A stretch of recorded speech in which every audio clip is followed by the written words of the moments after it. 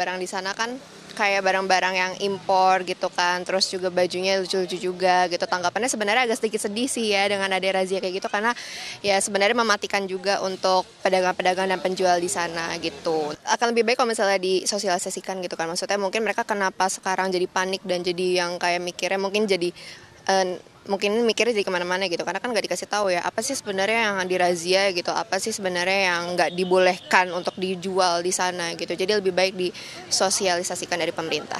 Ya pendapat saya sih sebenarnya nggak apa-apa juga ya, cuman harus dilihat dulu nih dari seginya, kayak ini kan yang dirazia kan pedagang-pedagang kecil ya. Pertama harusnya disosialisasikan kepada pedagang-pedagang juga yang dikaitkan ya, biar supaya mereka juga nggak terlalu panik juga ketika ada.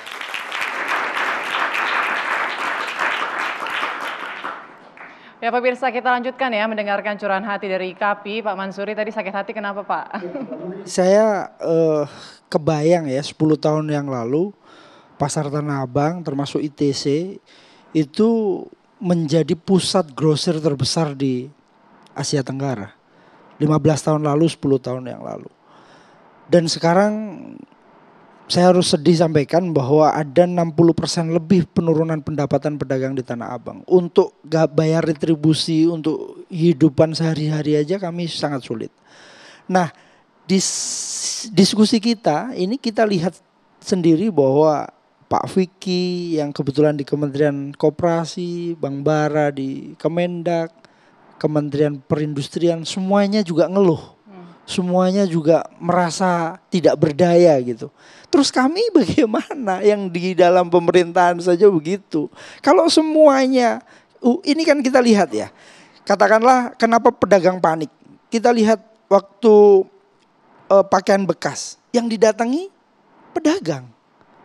Loh kami itu terima dari distributor. Jadi pola mendapatkan barang itu kami rata-rata dua. Yang pertama kami bisa akses langsung. Katakanlah di Bangkok, di Pratunam katakanlah. Kita bisa akses langsung model yang foto ini sekian biji. Model yang foto ini kami bayar. Soal bagaimana dia mengirimnya ke sini dan bagaimana bernegosiasi dengan bea cukai kami tidak tahu. Pokoknya barang nyampe kita bayar. Begitu juga yang dari China. Karena harganya lebih murah, itu juga sama. Kita beli dengan gelondongan dan kita bayar. Kami tidak tahu bahwa itu merupakan barang legal atau ilegal. Ini yang membuat kejadian tanggal 18 itu terjadi kepanikan. Karena salah satunya adalah pakaian impor bekas. Waktu itu sempat dibakar rame-rame. Nah sekarang saya agak berpikir kalau dari beberapa kementerian teriak soal barang masuk itu datang ke Indonesia mudah, ilegal. Terus siapa? Penjaga, ujung tombak penjaga barang itu masuk siapa? Jangan-jangan nanti Satgas itu terbentuk untuk mengawasi siapa yang bertugas di pelabuhan atau di bandara. Siapa yang bertugas di situ? Ayo kita awasi bersama-sama. Bener nggak PI-nya 1 juta tapi yang datang 3 juta? Kira-kira begitu. Ya. Nah jangan korbankan pedagang. Itu yang pertama. Yang kedua, saya mendorong agar termasuk Kementerian Koperasi dan Kementerian Keuangan, mungkin ini bisa disampaikan ke siapa tahu Bapak Presiden melihat. Kalaupun mau menyegah barang impor masuk, produksi dalam negeri harus diperkuat. Percuma juga kalau barang impor itu selama 5 tahun terakhir sudah disuguhkan ke pembeli dan pembeli nyaman dengan barang itu dari Cina karena lebih murah, dari Bangkok dan beberapa negara Asia lainnya karena modelnya kekinian, itu yang disukai pembeli sekarang. Kalau itu dihabisi juga, kami jualan apa? Kalau produksi dalam negerinya tidak diperkuat. Maka salah satu rekomendasi Satgas adalah menurut saya tidak hanya mengawasi bea cukai, tidak hanya mengawasi pihak yang menjaga importasi, tetapi juga harus memberikan rekomendasi untuk memperkuat produksi dalam negeri. Itu kan masalah yang kompleks ya. Dan kalau kita bicara soal competitiveness industri domestik, tentu banyak peran dari lembaga kementerian lain. Itu perlu diskusi yang terpisah dari sekarang. Tapi sekarang kan yang penting kita harus melakukan respons cepat terhadap persoalan yang cukup mendasar ini, yang sangat mendasar, yaitu beredarnya secara masif barang-barang import yang ilegal, bukan yang legal, yang ilegal. Prinsipnya kami setuju Bang Bara. Kita Tapi kan mau negara ini berdasarkan rule of law. iya, tapi pikirkan juga pedagang.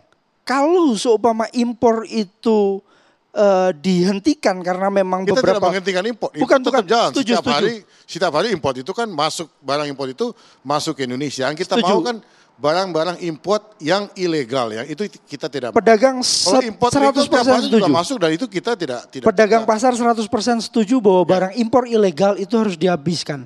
Tetapi paling tidak juga harus dipikirkan kalau volumenya kecil. Kan kita tidak tahu dari mana barang itu kita dapat. Dari distributor. Distributornya ilegal atau tidak Ya kan justru kita tidak tahu. that's why kan Satgas ini dibentuk ya. Dan kan di Satgas ini ada wakil-wakil dari 11 kementerian dan lembaga yang relevan terhadap persoalan import ini. Ada dari Kementerian Perindustrian, Kementerian Keuangan yang membawa bea cukai, dan juga ada dari lembaga penegak hukum, Kejaksaan Agung dan Kepolisian. Karena soal penegakan hukum ini, penegakan hukum merupakan komponen utama dari kinerja dari Satgas ini, dari scope of work dari Satgas ini. Kita mau kalau kita mendapatkan informasi misalnya ada barang-barang import ilegal yang disimpan di satu warehouse ya oleh seorang importir atau distributor, kemudian kita langsung tindakan. Itu adalah tindakan hukum yang berhak melakukan adalah aparat kepolisian, kan begitu. Langsung misalnya setelah itu dilakukan tuntutan oleh kejaksaan. Iya, Jadi kita tapi mau seiring betul-betul- sejalan Bang Bara, saya juga ingin mendorong agar produksi dalam negerinya diperbaiki. Tentu itu tentu. Karena kebetulan Kementerian Keuangan ada Tapi di kan dalam. ini Satgas ini Rekomendasikan. kan tanggung jawabnya dan tanggung jawabnya, misinya, otoritasnya kan terbatas. Ya. Dan ini kan bersifat ad hoc seperti kata Mas Danang ini betul. Dan jangka waktunya adalah hanya 6 bulan sampai 31 Desember tahun ini. Dan kita harus bergerak cepat. Jadi betul-betul kita ini sangat spesifik misinya. Yaitu kita mengidentifikasi kenapa kok Indonesia di pasar Indonesia ini begitu mudah beredarnya barang-barang import legal. Kenapa barang-barang import legal itu begitu mudah untuk masuk? Kita identifikasi semuanya. Nah tentu saja kita harus jujur satu sama lain. Makanya kita libatkan semua kementerian, lembaga yang relevan, yang punya kaitannya dengan import, yang ada kaitannya dengan perdagangan, yang ada kaitannya dengan pengawasan di perbatasan. Misalnya di Satgas itu juga ada wakil dari Bakamla. Ada juga wakil dari BIN, karena BIN juga punya informasi kan mengenai selama ini orang-orang yang melakukan import secara ilegal. BIN juga ada, dan BIN berbagi informasi itu di Satgas itu. Jadi kita memang bersikap transparan dan jujur. Dan nanti kita juga akan kita sampaikan apa yang kita temukan, apa adanya kita sampaikan kepada publik. Iya, Ya, pertanyaan karena kami gini Bang transparansi Bara. itu penting. Pertanyaan kami begini, Maksudnya. mohon maaf Mbak Putri. Pertanyaan kami gini, apakah Satgas ini mau berjanji bahwa jika sudah melakukan upaya-upaya tetapi buntu karena memang mereka memiliki kekuatan cukup besar, lobby dan seterusnya, apakah Satgas tidak akan mengganggu kami sebagai pedagang kecil? Oke, Itu aja jadi- pertanyaannya. Oh kami janji. Oke. Kami catat itu, Pak Bara. komitmen dan janji.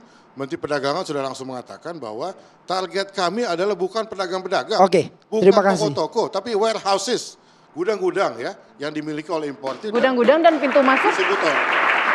pintu masuk impor. Dan pintu masuknya juga nanti kita lihat gitu. Tapi kan ini kan perlu ada langkah-langkah konkret ya. Dalam arti kita harus menunjukkan bahwa Satgas ini bekerja secara real. Kita langsung turun ke lapangan, we hit the ground running. Jadi mudah-mudahan minggu ini akan ada satu pengungkapan ya. Misalnya kita akan, ya saya nggak bisa katakan kapan atau di mana, tapi mudah-mudahan minggu ini akan ada temuan. Sudah ada listnya, tinggal Sudah ada listnya, ditindak tinggal kita begitu ya. melakukan action. Oke, Gitu. baik. Pak Vicky mungkin mau menambahkan. Lanjutin tadi kalau terkait dengan penguatan produk lokal ya, Bang. Jadi sebetulnya ini sudah dilakukan banyak sekali inisiatif. Kita banyak sekali mendengar brand lokal, jenama lokal Indonesia, UKM Indonesia itu bahkan udah go ekspor. Fashion show di banyak panggung fashion dunia gitu ya. Tapi secara skala ekonomi UKM itu pasti punya isu. Untuk bisa mendapatkan harga yang kompetitif itu harus gede dulu. Oleh karenanya barang yang dari luar impor itu karena masif itu akhirnya harganya murah. Tidak ngurusin izin, tidak bayar pajak dan seterusnya dan seterusnya. Akhirnya nyaris HPP-nya bisa dibilang nol nih Bang. Itu yang sebenarnya jadi isu. Tadi isunya adalah equal playing field. Buat pada saat tahun lalu kita berurusan dengan teman-teman pedagang Tanah Abang, kita pertemukan juga untuk substitusi yang tadinya jualan barang bekas impor ilegal untuk disubstitusi ke produk lokal. Kita data, ada produknya, jenis kategorinya dan seterusnya. Kita temukan ada kurang lebih 9 sampai 15 agregator garment UKM gitu.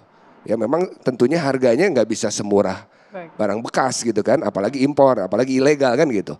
Tapi ini perlu kita garis bawahi nih Mbak Putri. UKM sekali kena hit, mati, itu nggak bisa mudah untuk bangkit kembali, nggak bisa.